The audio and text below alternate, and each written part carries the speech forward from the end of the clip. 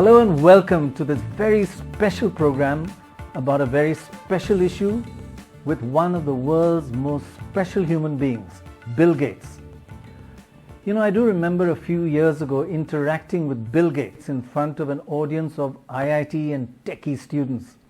And before the start of a show, the producers always ask you, and they ask Mr. Gates, could you please do an audio check, which normally involves, counting 1, 2, 3 to 10. And Bill Gates, without batting an eyelid, started his audio check with 1 billion, 2 billion, 3 billion, and the whole young audience was in splits of laughter. Today, he may start with 51, 50, 49 and go all the way down to 0. And you will see why those numbers are so important in just a moment. Today is also special because of this really excellent book that has been written by Bill Gates. It's a very important book on the disaster we all could be facing because of pollution and climate change. So the book is not only full of transparency, it has no jargon, and most of all, it's full of excellent information put simply and clearly. So Bill Gates, thank you very, very, very much for joining us and spending the time. I know how tight your schedule is. In fact, I will be asking you about your personal life, about Melinda Gates, you and the kids during the course of the next half hour or so. How your life has changed because of the pandemic and how we could all learn perhaps from what you've done. I must say this book is one of the most informative books I have read on climate change. What I love about it is that it's so clear about the challenges that lie ahead and the disaster all of us and our children could face if we don't do something. And there's one chapter where you say, it's going to be hard, but don't be depressed when you read this chapter. So I had a laugh when I read that first sentence, but then you do give a lot of positive examples where things have gone well. So it combines fear with incentive for all of us to do something, and in the end, the book leaves us with hope. But bottom line, if you could just explain to all of us your concept of 51 to 0, 51 billion tons of emission that we pollute in the air every year globally, and you want to bring that down to 0 emissions?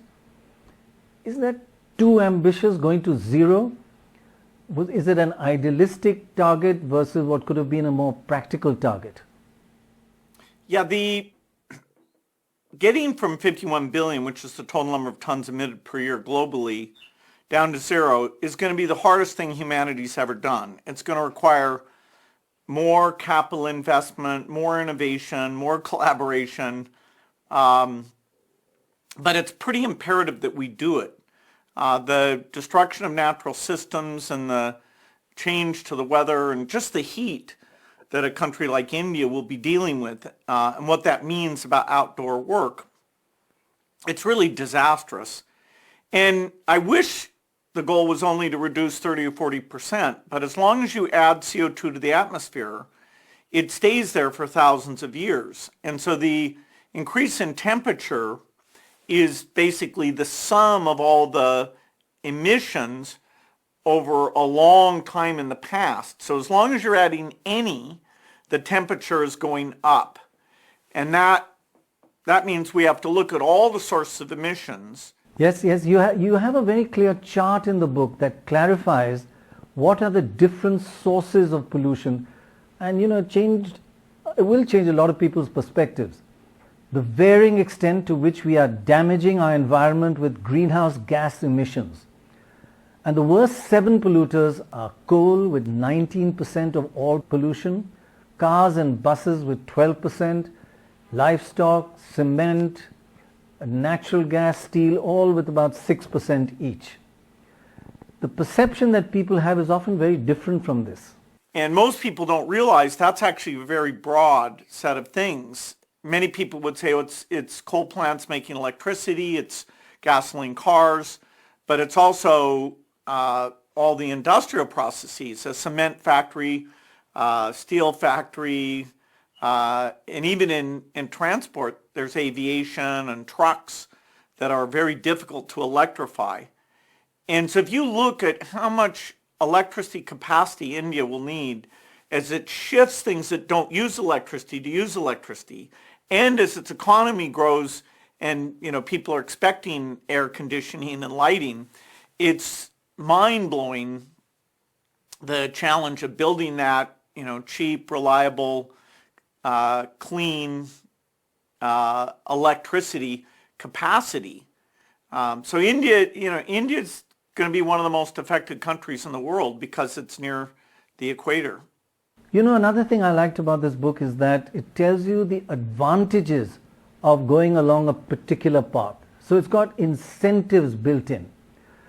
For anybody, especially in India, to do anything, you have to have both fear and incentives. Carrot and stick. So danger warnings versus positivity and hopeful outcomes. And what is encouraging is that you do give some really positive examples from around the world where things have gone well. Like in Tokyo, the storage of electricity, how much difference that makes.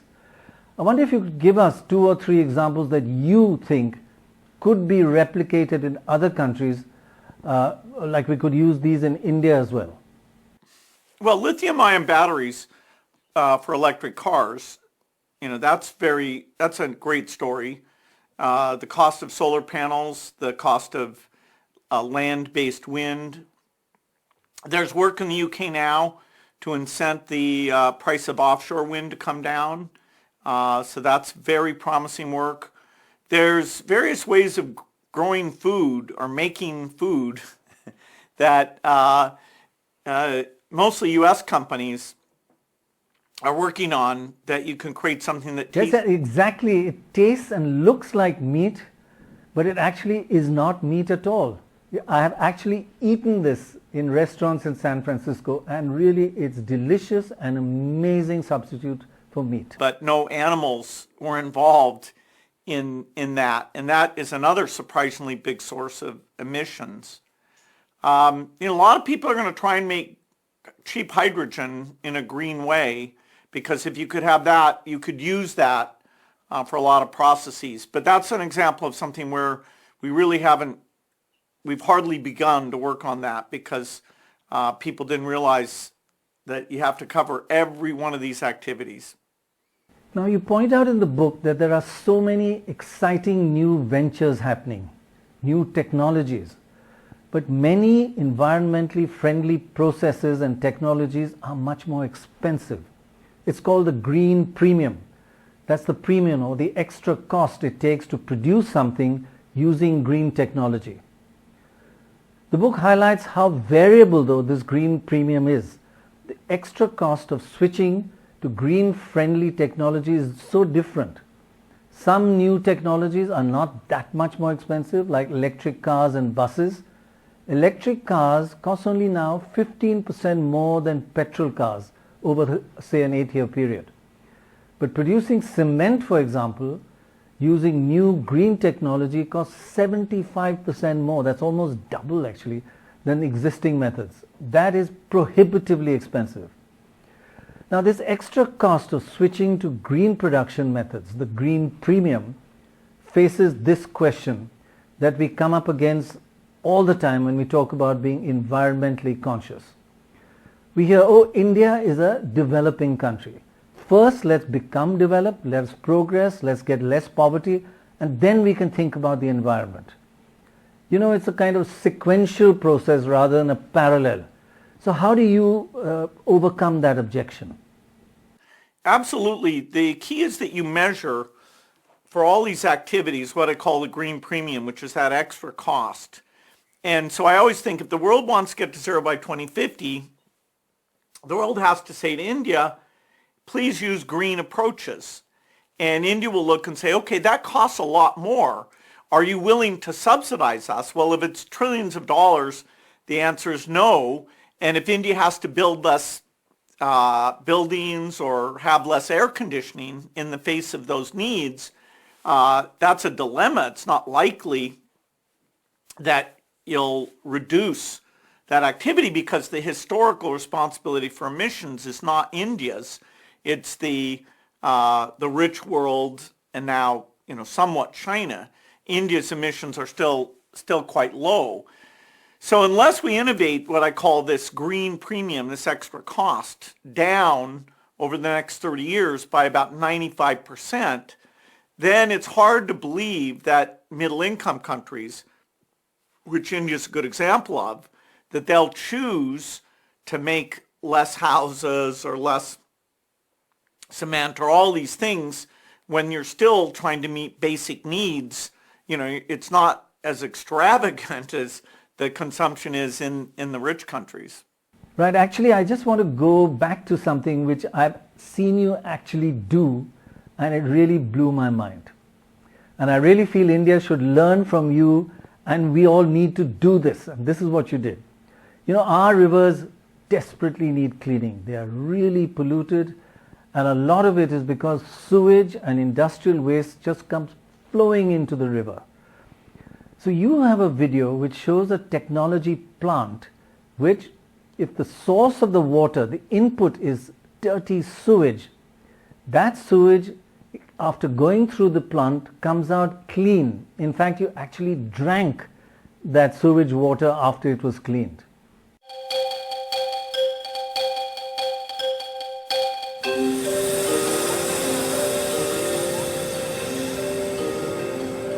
Over 2.5 billion people have no access to safe sanitation. We asked brilliant engineers to help us solve this problem. And one of those engineers actually has proposed a solution where the waste is valuable. The Omni processor turns sewer sludge, which is kind of nasty, into clean drinking water, electricity, and ash that is pathogen-free. This is where the sludge enters the machine. It goes up this conveyor belt, is fed into these large tubes we call the dryer. That's where we boil the sludge. And in the boiling process, we separate the water vapor from the solids. The solids are now dry, and we can feed them into the fire. Once we have this very hot fire, we can make high pressure, high temperature steam. And we take that steam and we send it to a steam engine.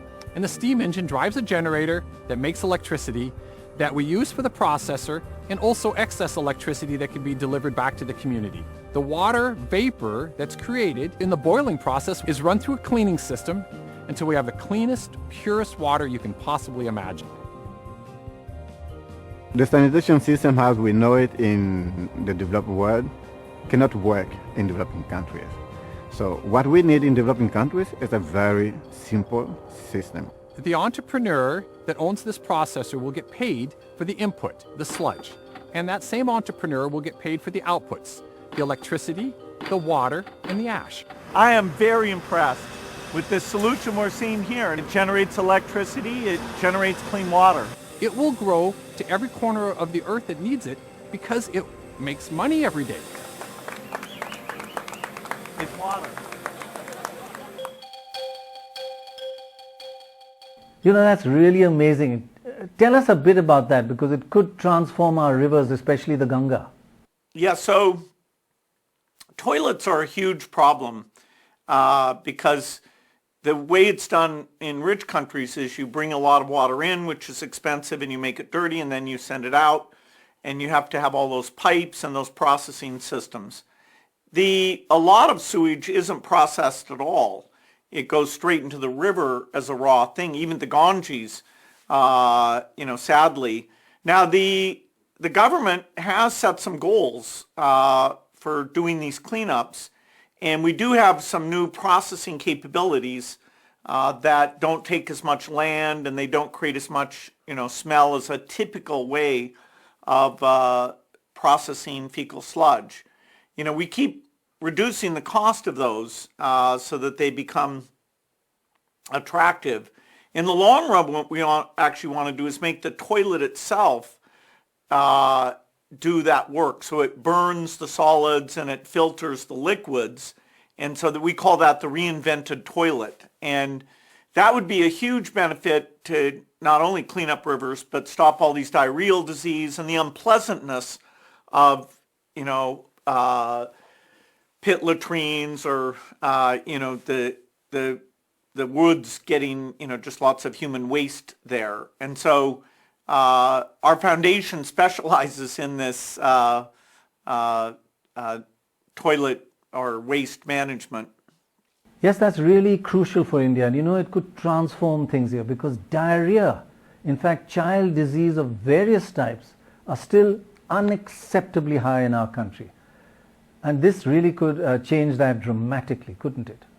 Absolutely. Diarrhea is because you're not processing that sewage properly, and so it's getting out, and then kids play and they touch their mouth to their face, and that's how diarrheal diseases are transmitted. Right. Now, coming to the really frightening part, the awful future that our children could face. The data that you highlight is how much the Earth's temperature is rising all the time.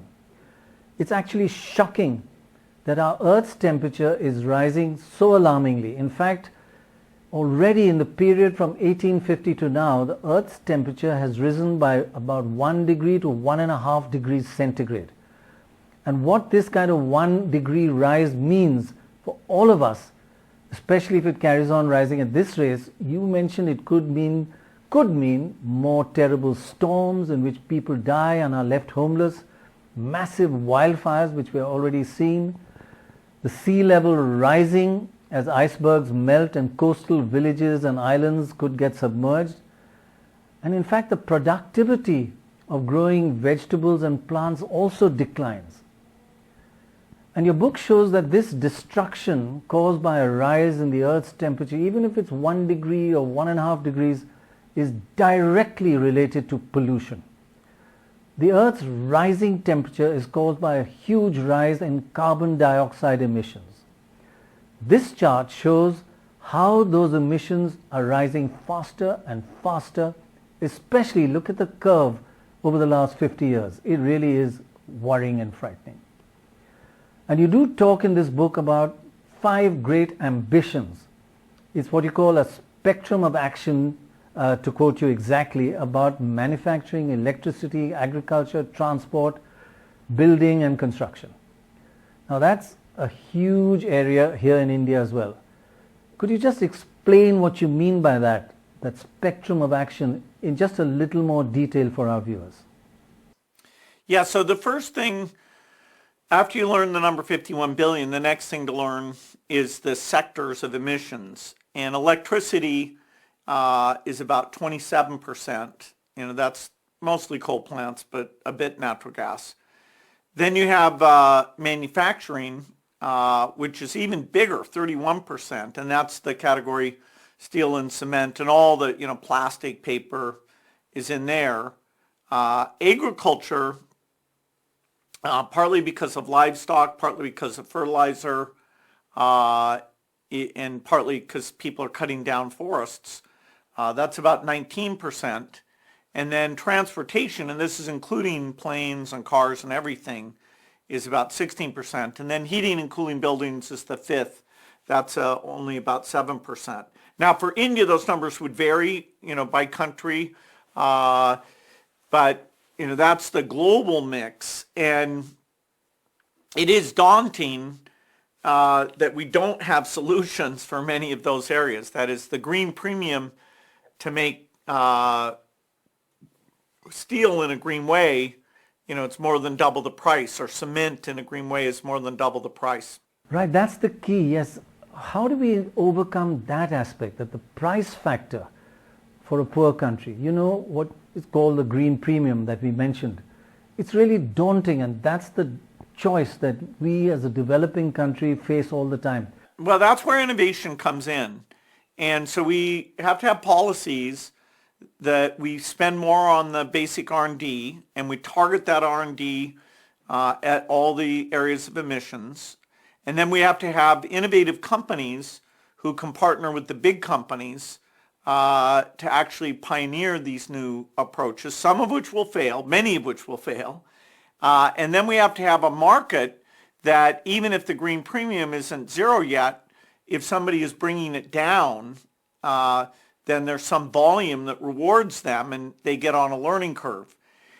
And so the rich countries they did buy a lot of solar panels and the prices came down even more than expected. And things like electric cars and electric buses, those prices, because of the lithium-ion battery improvement, those will come down. So that's almost a solved area. Over the next 10 or 15 years, electric cars will not have a green premium over gasoline cars. Their range, their cost, the quickness you can recharge them, the charging points. So that's going to be a good one. That's the easiest. But for steel, the rich countries are going to have to create a market and get that. I believe we can get the green premiums down by 95%, which would mean on a global basis, it's only $250 billion a year. And that we should be able to come up with the money to subsidize that. But the current $5 trillion a year green premium costs, there's no way that's going to get funded. So you have 30 years to innovate in all of those areas and get a 95% reduction. And then it becomes reasonable to say to India, please, use the green approach for all these activities so that you participate in allowing us to get to zero. That makes it so clear. We need to and we can reduce the green premium. That's the extra cost of using green technologies. We need to reduce that green premium for what today is a $5 trillion premium. The extra cost of switching to green technology today is $5 trillion. And we have to bring it down to $250 billion or $250 billion. That's a huge change. But you feel $250 billion is tractable? Right. The global economy is about 80 trillion. So yes, this, although that's double all the foreign aid from rich countries, the world will be a lot richer in 2050, and climate change is so important to all of us. That's doable for the remaining 5%. Yes, I suppose the way you put it, it does sound more tractable. I just want to divert for a second and congratulate and really thank you for the amount of work you've done on COVID. There are certain parallels, right? I think you've said that earlier, that this environmental disaster, that it's as big a crisis as the COVID pandemic, and we have to learn lessons from how the world has handled COVID. The good points and lessons from the mistakes we've made. But you did talk about a forthcoming pandemic some time ago. You saw this pandemic coming much earlier and you invested. I think up to now you've invested over $1 billion on various aspects in this war against the coronavirus, especially investing in the development of vaccines, right? Right. So our foundation, because of our work on infectious disease, is expert in vaccines. So, the people who've run the rich country vaccine efforts, and even some of the best people in India work or consult for us. And so very quickly, I did a talk in 2015, well in advance, saying we're not ready for the pandemic.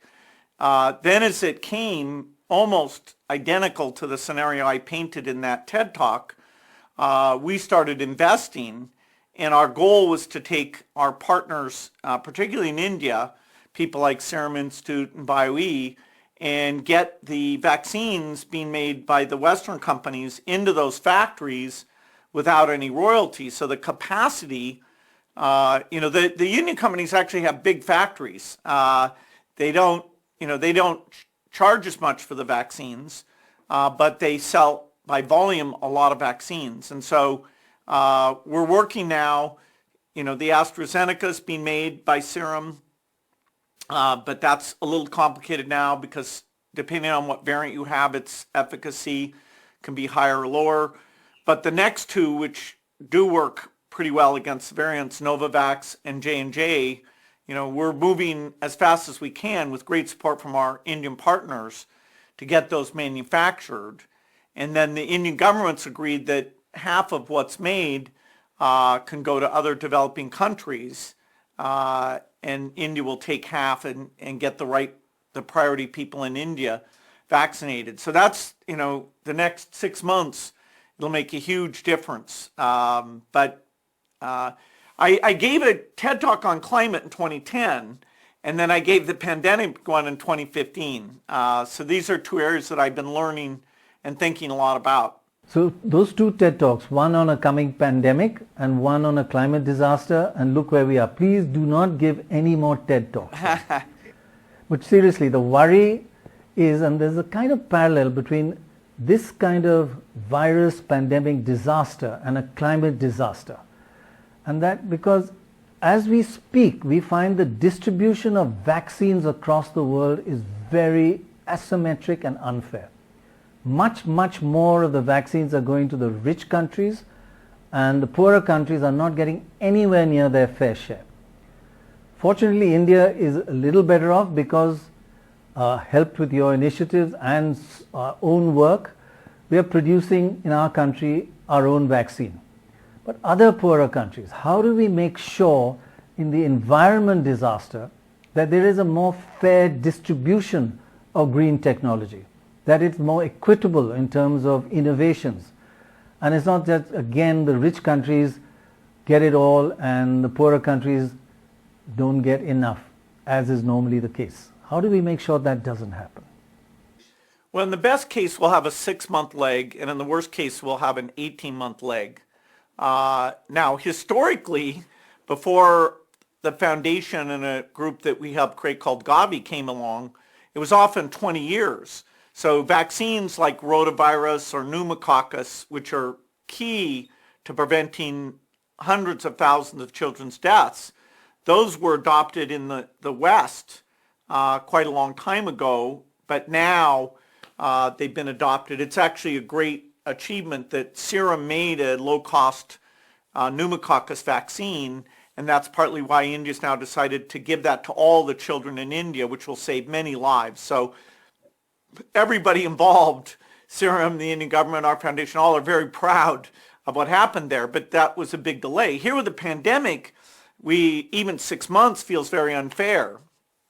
And the big solution to that is to have more factories and to have these regulators figure out how to do it. For this pandemic, we're having to do it without having practiced, and it's kind of hard, but we're working on that. For the next pandemic, we'll make sure there's more factory capacity, and we'll actually practice how do you transfer these things, how do you make it. It took a year, which is pretty good, but if we improve the science, we should be able to do it in 3 or 4 months for the next pandemic. Right. And we have a bit of a history in India. We have produced hundreds of millions of vaccines for HIV and distributed around the world at a very, very cheap rate. So that's been a huge success, an example that India has set. So the way you put it makes one feel a little better. 6 months lag. If we can target 6 months or less, then the distribution becomes more equitable. And you think that's a feasible target? That's the best case, and at this point it relies on getting the Johnson & Johnson and Novavax in large numbers. Unfortunately, the Chinese and Russian vaccines are made in factories that, unlike the ones in India, they're not high quality enough for what's called good manufacturing practices. So some countries may accept those, but the World Health Organization really only blesses vaccines that are made in GMP factories, which Serum, Bharat, BioE, the Indian companies that we do lots of partnerships with, they do have these high quality factories. And in fact, their factories are very big factories, and they've been great partners. So if everything goes well with J&J and Novavax, yes, it'll be about a 6-month delta. If we get some interruption there, it could be 12 to 18, which would be tragic. And everybody wants the whole world to go back to normal so we get the economy going and so we don't have reinfection. The longer we have this disease, the more variants are going to show up. And, then even the rich world could have to go back and revaccinate and face some of the lockdown and the terrible effects on both the economy and education. Overall, I must say one feels very happy about the way the world has developed a vaccine so quickly. It really is unbelievable that in 1 year, 12 months, the way the world has tackled it.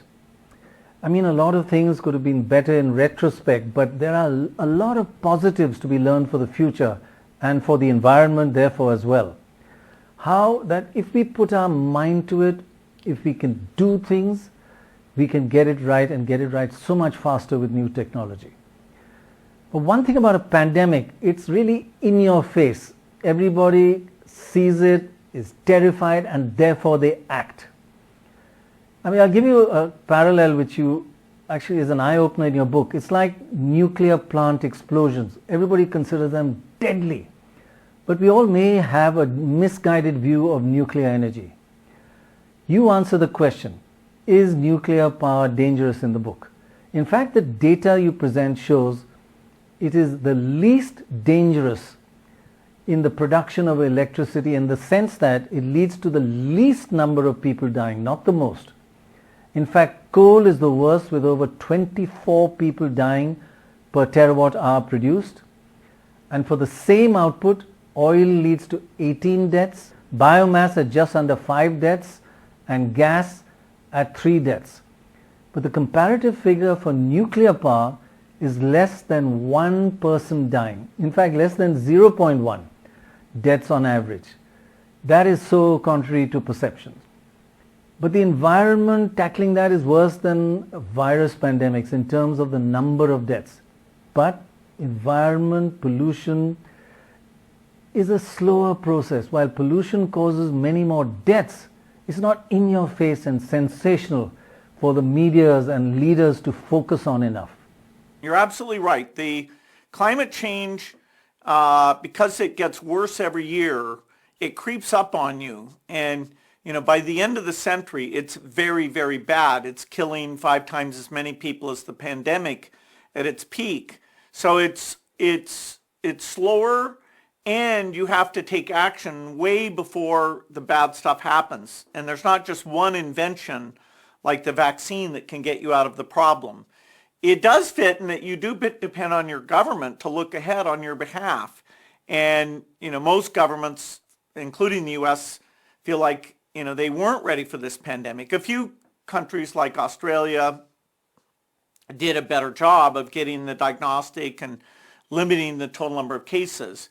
If this had happened 10 years ago, it would have been much worse because our ability to make new vaccines was not as strong, and the ability to use the internet to collaborate was not as strong. But this mRNA approach that we've been funding for over 10 years, it really came through for the first 2 vaccines, and then we used other more conventional techniques for these next 3 vaccines. But we'll have 5 approved in the next few months. Sadly, the mRNA is costly and hard to make, but we'll also fix that in the next 5 to 10 years. Also, you've been talking about vaccine production, like in India, and these vaccines are predominantly produced by the private sector. But in this fight for cleaning up our environment, it's the public and the private sector you talk about, a kind of partnership, collaboration. That's right. The government has to create the incentives. For the pandemic, we've gotten the rich countries to contribute money for, not for India, but for the countries that are the very poor countries. So they will be paying for the vaccines. In the case of climate change, the number of government policies about encouraging electric buses or, requiring slowly but surely more use of green steel when you're doing building and accepting a new type of steel that is less proven than the old type. The amount of government action to create the framework and fund the R&D and encourage the risk-taking is really huge. In the vaccine case, what the government needed was awfully clear, and it came through. Of course, there still remains the question that the rich countries still cause much more pollution than developing countries. In carbon emissions, rich countries are much worse than poorer countries. Just look at that graph. The United States is by far the worst. Europe is high, and so is China now. India and Africa pollute the atmosphere much, much less than these other countries. and other continents.